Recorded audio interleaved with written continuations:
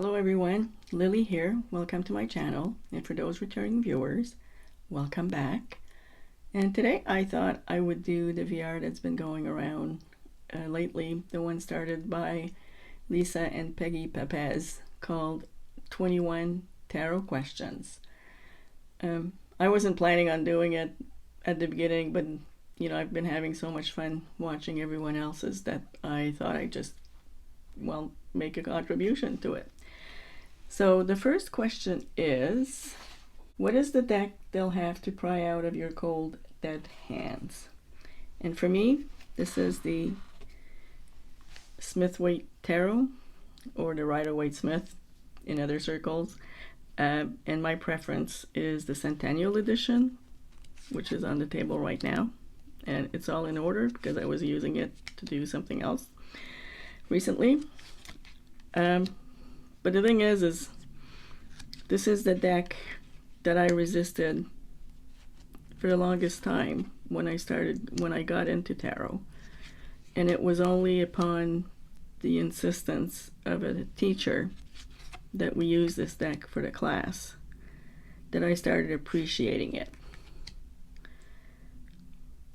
Like, there's a reason why this deck has still been around and it's considered a classic. Because it works. So, Smith-Waite Tarot. Question number 2. What's your guilty pleasure deck? And for me, it's the Angel Wisdom Tarot by Radleigh Valentine. Here are the backs. And the thing about this deck is I find the art a little bit cheesy, so that's why I consider it my guilty pleasure, because the thing is that I just find that I like the sayings they have on them, and overall it's kind of a feel-good deck to me, and I don't know, I just like it for that, without, really thinking too hard about it.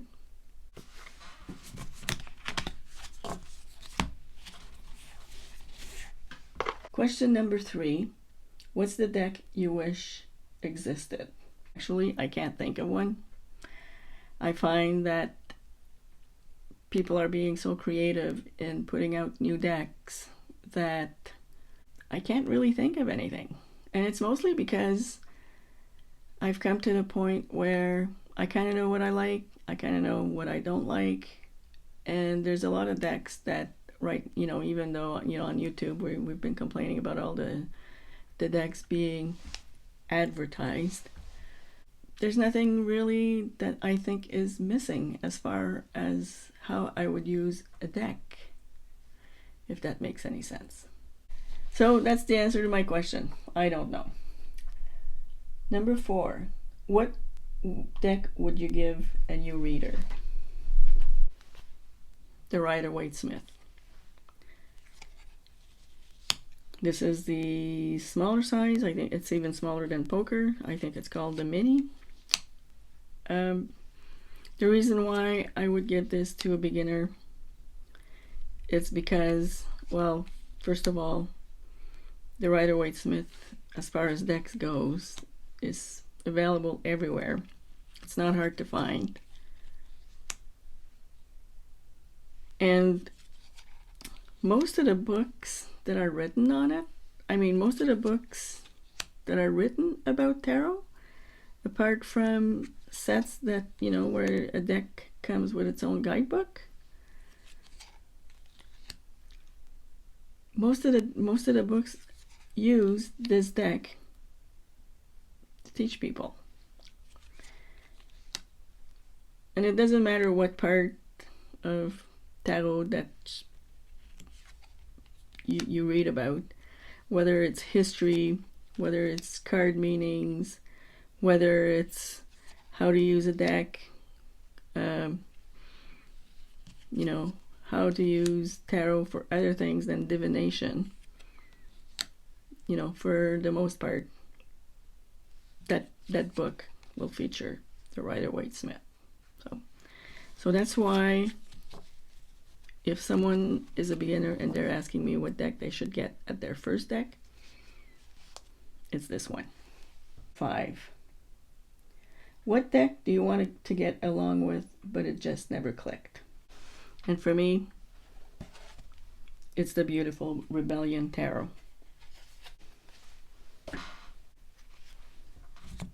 These are the backs.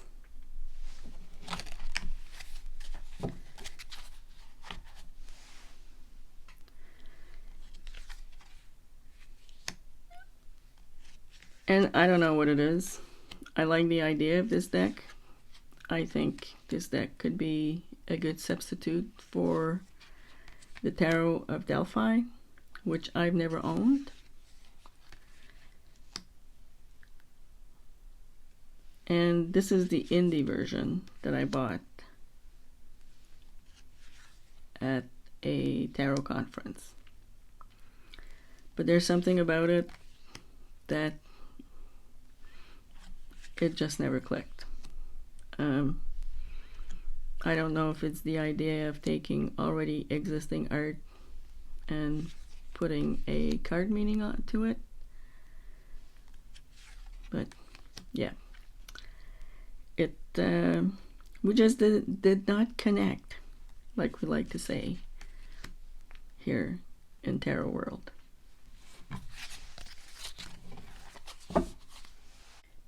Question number 6. What deck do you only keep for the art? The Considerate Cat Tarot.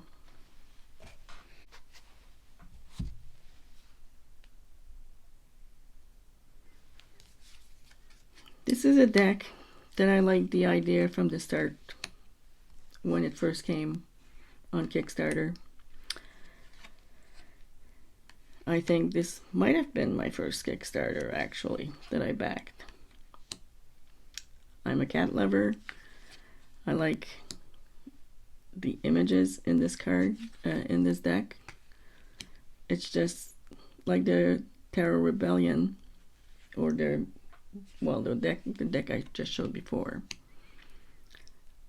I can't find any meanings in the card when I look at it. But the thing is I like the idea that all these cats exist somewhere or existed at some point, and that proceeds of sales of the deck, some of them, go to an organization that looks after cats.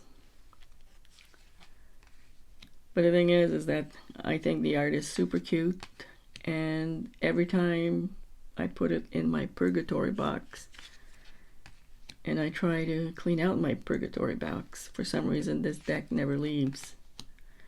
So,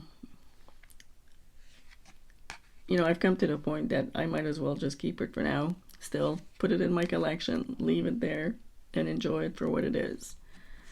Something to look at. And yeah, you know, doesn't have to go further than that.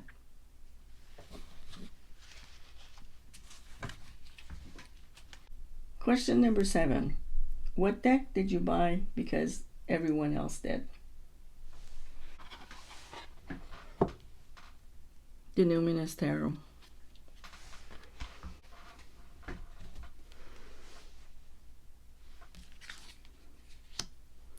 I like the idea behind this deck. I like what the creator did by showing all this diversity in people depicted here.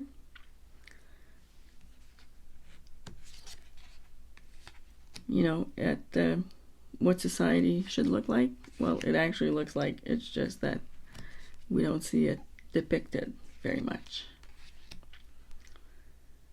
But when it comes down to it, this is not my aesthetic. And changing the names of the suits just trips me up every time.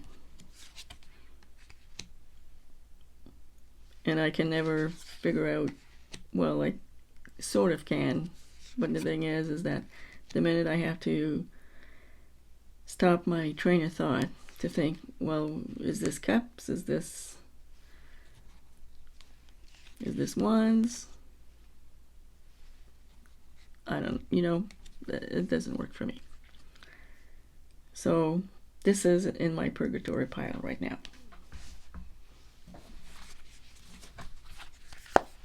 Question number 8. What deck is over your head or just baffles you? The Marielle. Although I do have the intention, which I never got around to, I do have the intention of reading the guidebook and trying to understand it more. This is the first edition, if I'm not mistaken, which did not come gilded, which I don't mind. But the thing is that, this is quite a body of work by Mary White. But yeah, it needs study from me. Probably not only from me, from probably anybody that picks up this deck. But the art is stunning. And some of it is confronting, I have to admit. So, the Marielle. Question number 9. What deck surprised you? The Divine Moon. This is one of those decks that actually I never planned on getting, and it was an impulse purchase. So I'm just going to leave it at that, because I did talk about this deck in other videos. Because the thing is the art gives me the creeps. It still gives me the creeps. But the thing is that when I used it for a challenge, it turned out to be a really great reader. Because I find there's always a little twist in the card that you don't see anywhere else, or that I perceive from this deck that I don't from any other deck. So this is the deck that surprised me, and it's a keeper. What deck doesn't really work for you, but you keep because it's collectible? Which is question number 10. The Wild Unknown. And I keep this one because it's the first edition.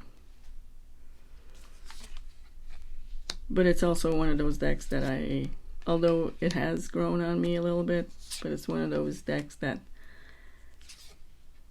I never understood the design behind it. Like, I don't understand. If a better guidebook had been provided explaining, this is how I see this card, or this is why I picked those symbols,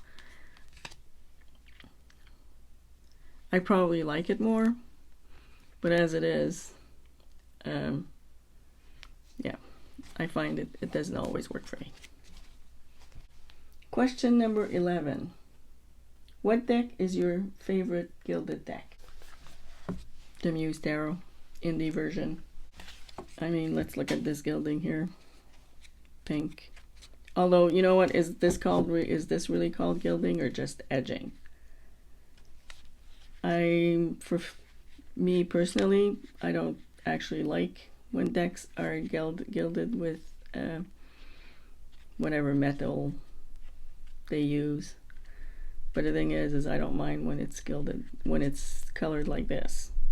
But on the other hand, if creators could save a few dollars and make their decks a little bit cheaper without this coloring, I'm all for it. Question number 12. What deck do you love but hate the cardstock? This has to be the Mythic Tarot. This is a copy I've had for over 30 years. I'm very careful with it, but even then, I was using it just a little bit recently, and I mean, it was chipping, which is too bad, because you know what, this coloring, or the way they designed this particular version, is no longer available, although we keep hearing rumors it's being brought back. But who knows? The book that I got also with this version, although the book itself, the signatures are holding together, the cover itself actually fell off the book. So it was just, you know, I don't know what they were thinking at the time, but it was just like really poor quality. So that is the deck with terrible cardstock. And I mean, you know what? This is how, for how old it is, look how, you know, how clean it is. What deck gives you the willies? I actually don't have it. I'm going to post a picture of it because I'm never going to get it. And that's the Somnia Tarot. There's just something about the whole idea that creeps me out. And I don't even like the pictures either. I mean, they're okay. They're good art and everything, but it's not something that appeals to me.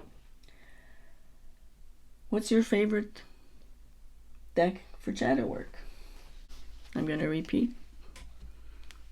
Defiant Moon is the one because it gives me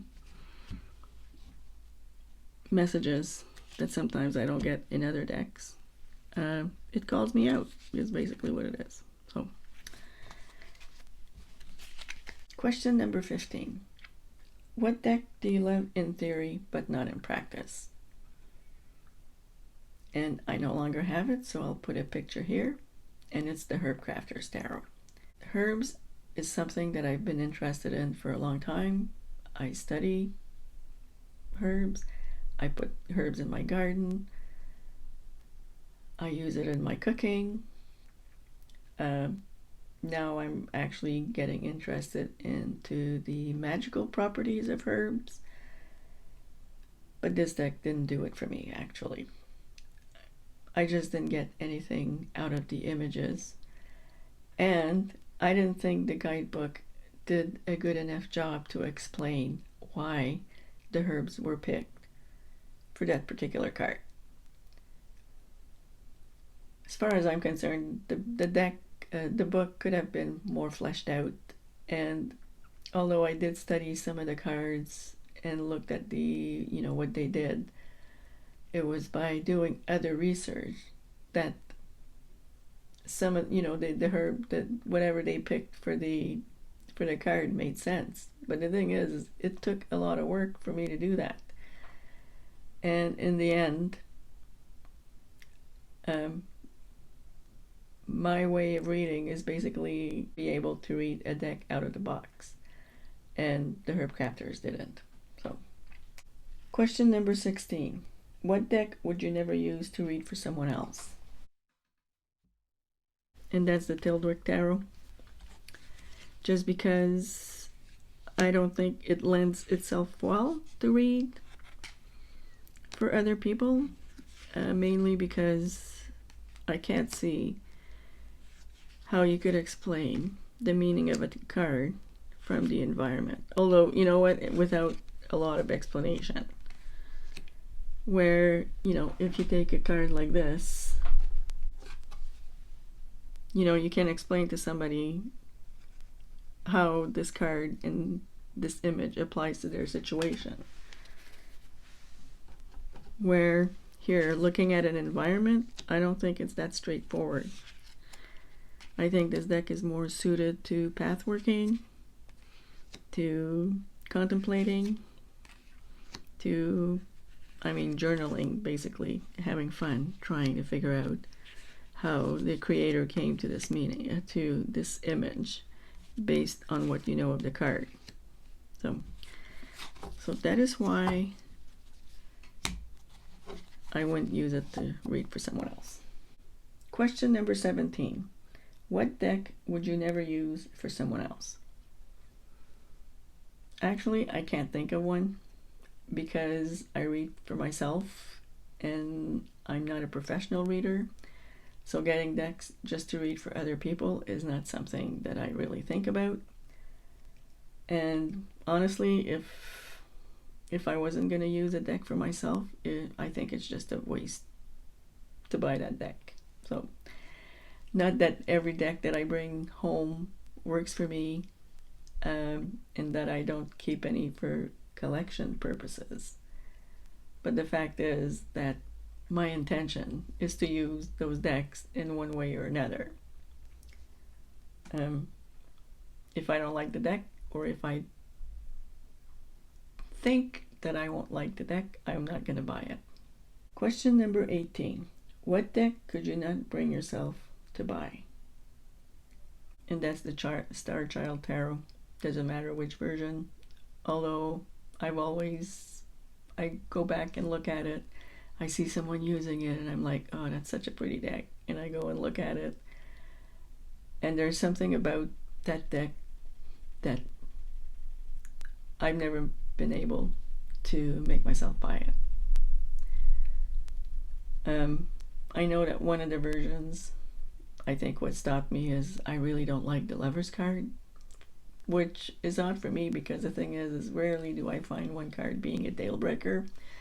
But that particular one, yeah, I really don't want it. Or I mean, I want it, but the thing is at the same time, I can't make myself spend the money. Question number 19. What's your favorite pip deck?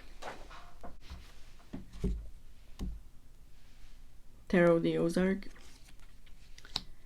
Now the creator says this is not a Tarot de Marseille, or it's not based on Tarot de Marseille. But I have a different opinion because it does look like a Tarot de Marseille that's been modernized. I like the colors. I like the art. I don't know. It's just so bright and colorful that it appeals to me. And that's why it's my favorite pip deck. Question number 20. What deck slaps you with the truth? I hope you're not tired of seeing it because it's the Defiant Moon again. Like I said before, there's always something that comes out when I read with this deck that I hadn't thought about before, or like we say, it slaps you in the face and it calls me out. You know, there's no beating around the bush with this deck. Like this one, this is one card that, yeah, you know, gives us a taste of today's world. And the last question, question number 21, what's the deck that got away? And I'm going to say it's the Bonestone and Boneflesh Tarot by Avalon Cameron. Although,